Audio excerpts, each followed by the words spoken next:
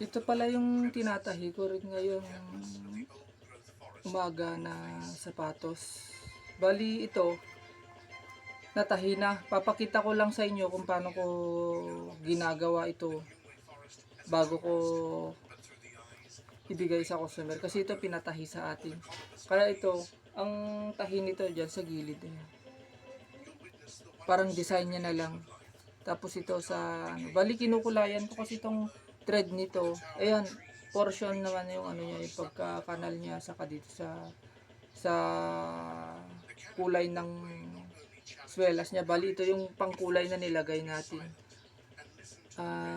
Yung kulay niya kasi may pagka-orange kaya ito na lang ang nilagay kong kulay niya. Ayan. Bali, papakita ko sa inyo kung paano ko tinatahi itong swelas nito. Bali, una, puti muna, saka ko na lang kinukulayan ng orange to pagka... Tapos, tinatahi ko muna.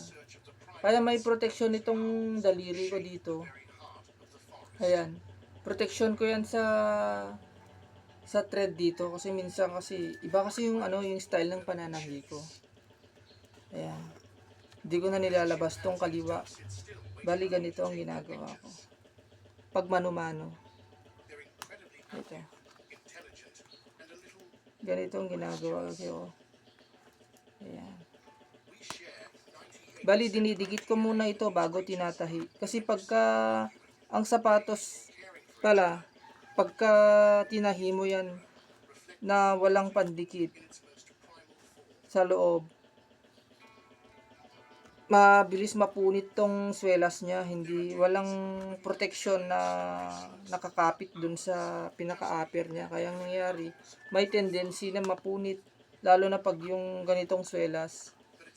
Kaya kailangan muna dikitan muna bago itahi para may puwersa naman yung tahi na hindi mapunit yung swelas. Ayan, ganito yung ginagawa ko. Pag umaga pa lang, paggising ko, ito na yung ginagawa ko. Ganito pala yung style ng pagtatahi pagka tinatahi ko yung swelas. Ayan, tinutusok ko muna,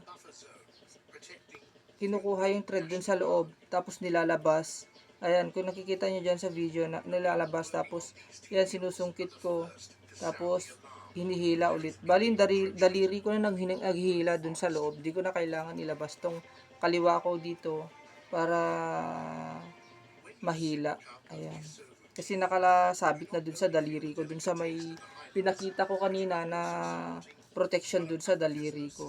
Kasi yung protection na yun yung naghihila dun sa thread na hindi masugatan yung daliri ko. Kasi pagka wala yun, masakit sa daliri itong thread. Minsan nasusugatan, lalo na pag hinila ko ng ganyan, mainit. Dun nagkakasugat yung daliri ko. Lalo na pag yung black thread ang ginagamit, medyo magaspang kasi yun. Itong puting thread, medyo madulas kaya hindi masyadong ano sa kamay. Ito medyo magaspang kasi ito yan. Mas magaspang ito kaysa sa puti.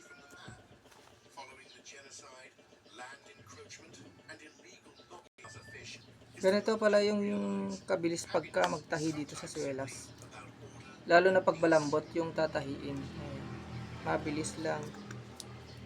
Saka kailangan mong praktisin yung ganitong technique lalo na sa mga sapatero na ano na nakasanayan yung nilalabas tong kaliwa. Pero wala namang, hindi ko naman sinasabing mali. Pero ito yung mas mabilis gawin sa pagtatahi. Ayan, di mo na kailangang ilabas yung daliri mo. Para mas mabilis. Tapos hindi maano pa sa oras. Ayan. Ayan, hinila lang. Tapos yan, lalak ko na lang. Ganyan. Ayan. Tapos nilalagyan din ng super glue. Itong super glue na to, ito yung para hindi matanggal yung mahila yung thread na dun sa pinakadulo niya. Ayan, tapos ito tinatanggal ko yung sobra. Ayan. Ito.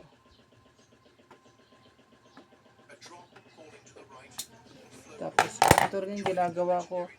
Nilalagyan ko ng ito na kung paano ko na-applyan tong yung kulay itong thread. Ayan, inaano ko doon sa dulo yung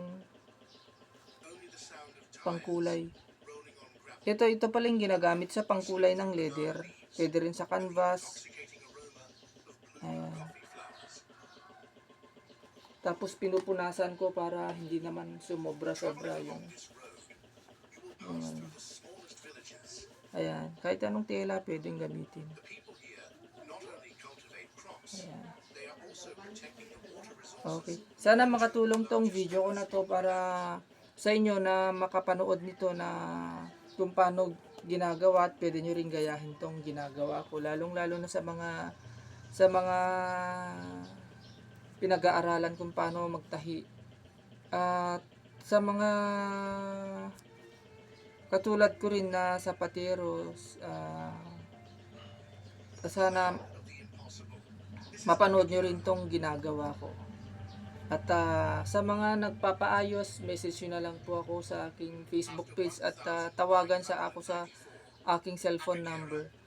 At ang inaayos ko pala sapatos, bag, leather jacket at mga luggage, mga ganyan.